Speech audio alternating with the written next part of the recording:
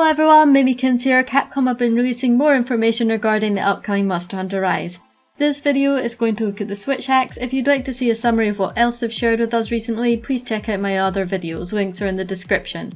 Also, be sure to stay tuned here as I cover more of the weapons as Capcom release info. We can see the hunter is wearing a new type of armor and weapon. I haven't seen this set before, so I fully expect new monster reveals coming up in the near future. I love the cat ears and tail on the female, it's just my style. The hunter is fighting against a Somnicanth. The wire bug is being used to avoid attacks, closing the gap and repositioning to unleash combos on the monster. Unlike some of the weapons showcased, this isn't being sold as a Silkbind attack. I'm pleased to see that Wild's swing attack with the heavy slam finisher that was added in Iceborne returning, and the hunter quite seamlessly transitions into sword mode. We are also seeing lightning crackle around the weapon. This could be indicating the various file types are returning, and we are seeing the paralysis file in action here. File effects activated by the sword now also persist in the axe form. This is going to make axe mode more useful, as most of the time people would just prefer being in sword mode. We have the classic element discharge finisher. It wouldn't be switch axe we all love without that massive explosion. Like all weapons in the game, Greatsword is getting 2 new Silkbind attacks. Invincible Gambit. Advance with a body of steel, a forward-moving spinning attack. Fortifies the user, making them immune to flinching or being knocked back by even the fiercest of attacks.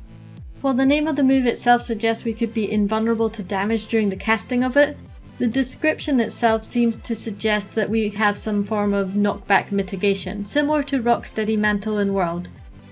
So I'll be interested to see exactly which one of the two it could be in the demo in January. You're able to travel quite far using this skill. We can see the hunter launch forward to attack the tail.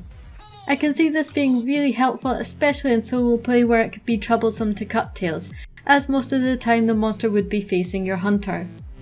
The second Silkbind attack is Switch Charger. Let Silk breathe life into your sword. Uses a wire bug to launch you forward while quickly regenerating your switch gauge. In addition, the switch gauge won't decrease for a short period of time. Performing this move fills up your bar and adds a sort of protective polish effect to the gauge, which stops it depleting for a short period of time. This is a small but nice addition, and it's going to allow you to use the powerful attacks that normally deplete the gauge more frequently. Overall, I think Rise is going to address some of the issues I felt held back the switch hacks in World, which was mainly its lack of mobility and over-reliance on sword mode.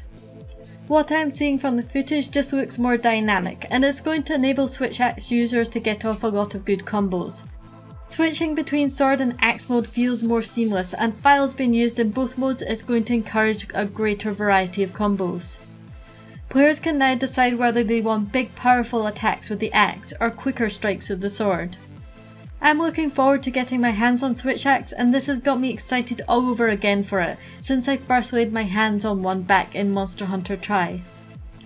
Thanks for watching, please support the channel by liking and subscribing, and I'll see you next time.